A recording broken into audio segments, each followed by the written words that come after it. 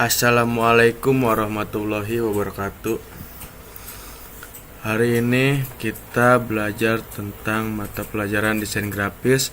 Kemarin sudah membahas sedikit-sedikit tentang desain grafis.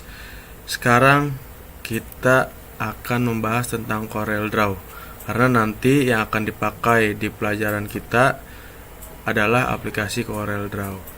Nah, belum pada tahu kan CorelDRAW itu apa? Kita lihat. Apa itu CorelDRAW? CorelDRAW adalah sebuah program komputer editor grafik vektor yang berfungsi untuk mengolah gambar dan banyak digunakan pada bidang publikasi, percetakan, dan bidang lain yang membutuhkan proses visualisasi.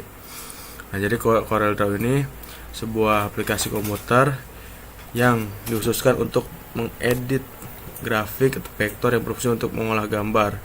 Dan biasanya aplikasi CorelDRAW ini bisa dipakai di bidang publikasi atau percetakan atau bidang lainnya juga untuk membutuhkan proses visualisasi. CorelDRAW merupakan software yang dikembangkan oleh Corel Corporation atau perusahaan perangkat lunak yang berbasis di Ottawa, Kanada. Nah, jadi aplikasi CorelDRAW ini yang punyanya tuh Corel Corporation yang kantornya ada di Ottawa, Kanada. Nah, sejarah singkat CorelDRAW. Nah, pada awalnya perusahaan Corel Corporation itu didirikan oleh Michael Coupland. Nah, ini nama pendirinya pada tahun 1985. Jadi orang Inggris itu pada zaman dulu pada 1985 sudah bisa membuat aplikasi, sementara di Indonesia masih main kayu. Nah, 2 tahun kemudian atau tepatnya pada tahun 1987, perusahaan ini merekrut programmer bernama Michel Bouillon dan Pat Byrne. Nah, ini programmer mereka untuk mengembangkan software editing dalam bidang grafis vektor tahun 1987. Nah, program tersebut pada akhirnya dinamakan CorelDRAW. Pertama kali dirilis tahun 1989.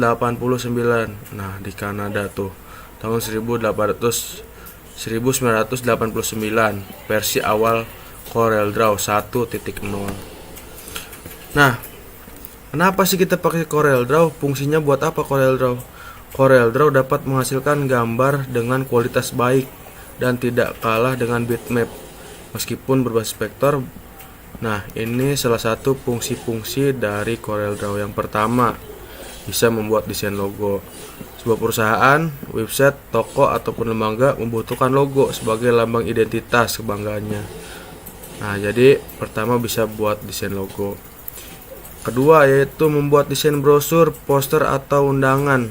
Nah, dengan CorelDRAW kamu bisa membuat desain yang lebih menarik, apalagi dengan banyak pilihan font atau huruf yang bisa dikombinasikan dengan gambar beragam warna.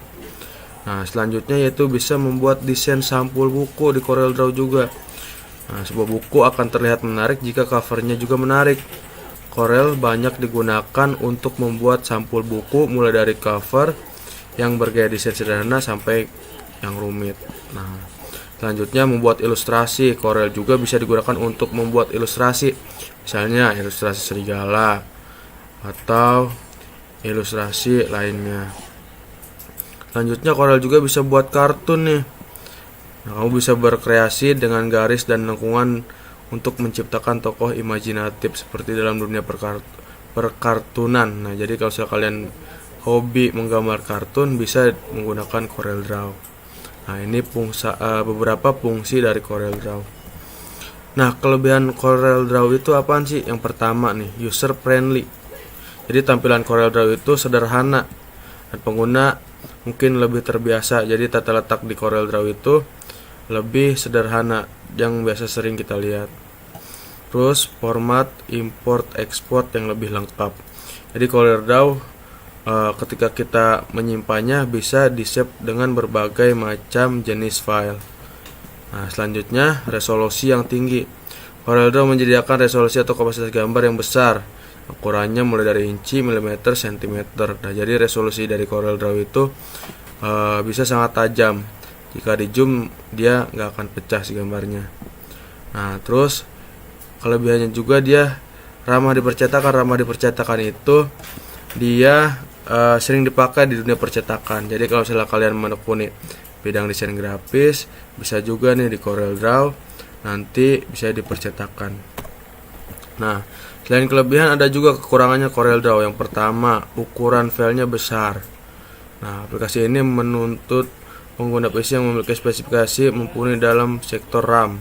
Nah, jadi ukuran filenya lumayan besar untuk CorelDRAW. Nah, terus selanjutnya yaitu sulit membuat tabel di CorelDRAW. Biasanya kalau buat tabel agak sulit karena berbasis vektor. Membuat tabel CorelDRAW agak sedikit sulit karena membutuhkan beberapa klik dan mendapatkan hasil tabel yang diinginkan.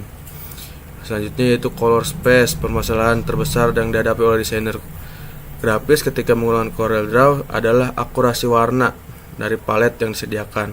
Tak jarang warna yang digunakan tidak sesuai dengan hasil cetakan. Nah, selanjutnya yaitu tidak cocok untuk pengeditan foto. Nah, jadi kalau misalnya kalian buat ngedit foto nggak cocok kalau di CorelDRAW.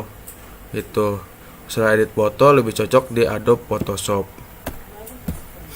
Nah, itu mungkin pengenalan singkat tentang CorelDRAW. Sekarang tugasnya yaitu kalian cari apa perbedaan dari CorelDRAW dan Photoshop.